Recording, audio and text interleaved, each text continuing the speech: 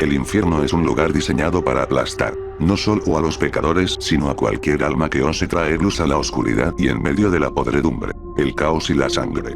Nació una princesa que era la encarnación de la bondad. Charlie Morningstar, la hija del mismo Lucifer, un ser destinado a gobernar el reino más vil que solo soñaba con la caridad. Parecía imposible que un alma así sobreviviera, y en este relato no lo hizo hasta un día muy mal para convertir incluso a la princesa más brillante del infierno en su peor pesadilla. Basta una serie de desilusiones, un puñado de traiciones y una pizca de desesperación para que la llama más pura se apague y lo que quede sea ceniza. Hoy no hablaremos de la redención, hablaremos de su opuesto, hablaremos de cómo la princesa del infierno, la dulce Charlie Morningstar, pudo haber caído, no de golpe, no por elección inicial, sino corroída pieza a pieza, alma a alma. El camino hacia la villanía no es un salto, es una pendiente resbaladiza. Para Charlie Morningstar no fue un día mal, fue una acumulación, una lenta dolorosa corrosión del alma. Fue el momento en que se dio cuenta de que su corazón, aunque puro, no podía competir con la crueldad infinita del universo. Empezó con una simple pregunta: ¿y si mi padre y el cielo tienen razón? Esta es la historia de cómo la fe inquebrantable de la princesa del infierno se convirtió en un veneno,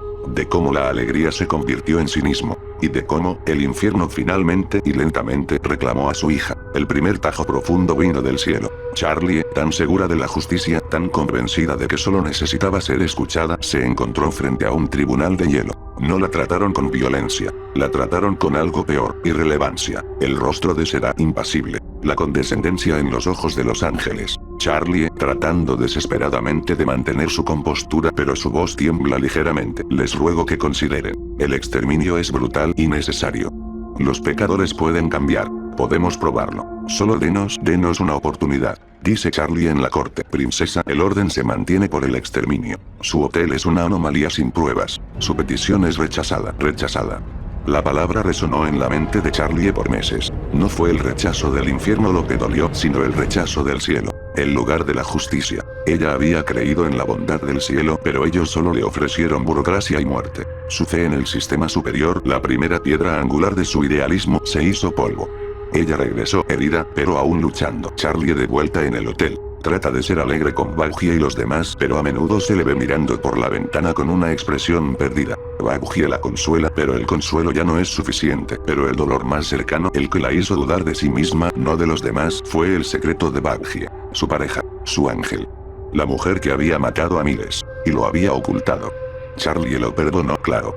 Su amor era incondicional, pero el daño ya estaba hecho. Si la persona que más la amaba sentía la necesidad de ocultarle una verdad tan fundamental por miedo al juicio, ¿qué esperanza tenía de que un extraño pecador abriera su corazón? Tenía miedo de perderte, Charlie.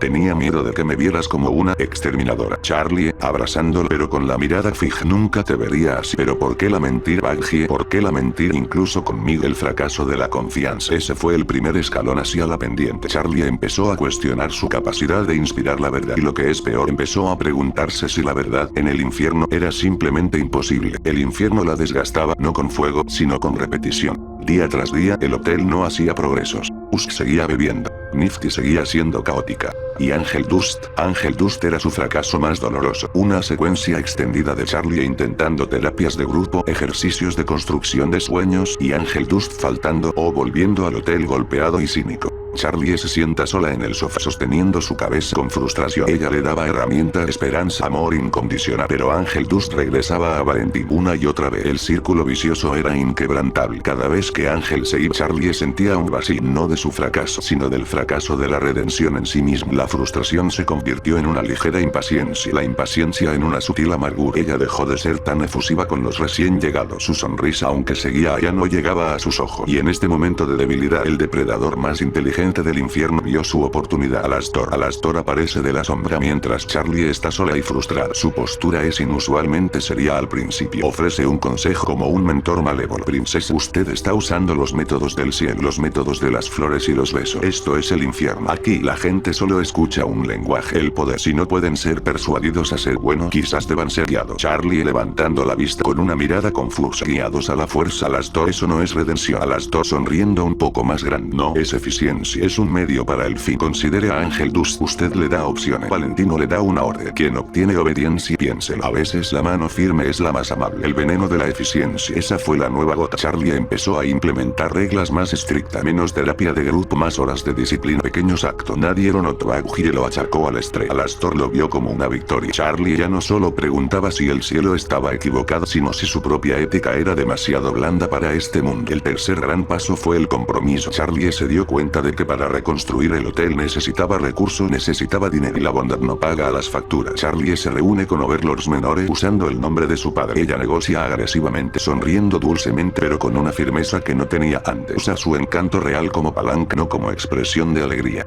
Empezó a utilizar su apellido. Usó la influencia de Lucifer, no para la redención, sino para conseguir financiación, protecciones. Actuó con una astucia política que nunca creyó poseer. Para salvar el sueño, debo ensuciarme un poco, se dijo. Pero ese un poco se convirtió en su nueva normalidad. Un momento de conflicto. Charlie observa a Buggy practicar con la lanza con una nueva dureza. Charlie se acerca no para abrazarla, sino para ofrecerle una estrategia de combate fría y desapegada. La relación con Buggy cambió. Charlie ya no buscaba consuelo, buscaba validación de su nueva dureza. Se volvió más reservada, más enfocada en la estrategia, menos en la emoción. Ella empezó a distanciarse de su propio dolor para poder funcionar. Empezó a verse en el espejo y aunque la imagen era la misma, el brillo en sus ojos se había reemplazado por un foco intenso y único. El éxito a cualquier costo. El infierno le había enseñado que la bondad es un lujo que solo los débiles pueden permitirse. Y si ella iba a salvar a la gente de las garras de los ángeles, no podía ser débil. Luego vino el exterminio, la guerra, la masacre, la derrota. Pero esta vez el dolor fue diferente. Esta vez fue una resignación fría, no una desesperación llorosa. La muerte de Sir Penteo, un alma que casi había logrado la redención, fue la prueba final que necesitaba su mente herida. Charlie de pie sobre los escombros del hotel no está llorando histéricamente, está quieta. Sus ojos están secos y enfocados. Ella mira hacia el cielo y su expresión no es de tristeza, sino de puro y helado odio.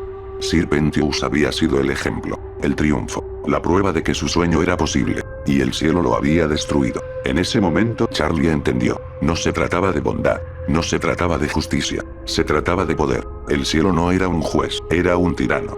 Y ella ya no quería reformar un tirano, quería reemplazarlo. Lucifer se acerca a ella, orgulloso de su lucha, sin notar la oscuridad que la envuelve. Mi estrella matutina, peleaste como una verdadera reina del infierno. Charlie, con voz baja, extrañamente profunda, lo haré mejor, padre. La próxima vez no haré un hotel, haré un ejército. Y no les daré la opción de ser redimidos. Los convertiré. El camino resbaladizo había terminado. La princesa que quería salvar el infierno finalmente había encontrado el método que el infierno siempre había usado. La fuerza y la sumisión. Ella ya no veía a los pecadores como almas. Los veía como recursos. Como piezas de un juego de ajedrez que jugaría mejor que su padre, mejor que los overlords y mejor que el cielo. En ese preciso momento, mirando las ruinas de su sueño, su última chispa de ingenua esperanza se apagó. El infierno había ganado su batalla más sutil. Ella seguía sonriendo, pero era la sonrisa de un gobernante, no la de una amiga. Se ha corrompido por completo. Charlie ya está corrompida. Lo que vino después fue el dominio. El hotel renació no como un refugio, sino como una fortaleza. Los pecadores redimidos se unieron a sus filas, forzados a una felicidad superficial que escondía una obediencia absoluta. Ella no usó la violencia, usó la esperanza falsa, el arma más cruel de todas. Charlie, ahora en un atuendo regio y oscuro como en la imagen anterior, se para sobre una plataforma elevada. Buggy, con una expresión de miedo y lealtad forzada, se inclina. Alastor, con una sonrisa de absoluta satisfacción, la observa. Ella ha superado su apuesta. Y así, la única persona que pudo haber salvado el infierno se convirtió en la persona que lo gobernaría con puño de hierro. La princesa de la redención ahora era la reina oscura de la convicción. Una villana que creía firmemente que su tiranía era por el bien de todos. Y no hay maldad más peligrosa que aquella que se viste de bondad. Y así acaba la primera parte de la corrupción de Charlie. ¿Qué te pareció? ¿Crees que se pudo corromper de otra manera? ¿O qué pasará después de que Charlie ya está corrompida? Lo veremos en el siguiente video. Hasta la próxima. Adiós.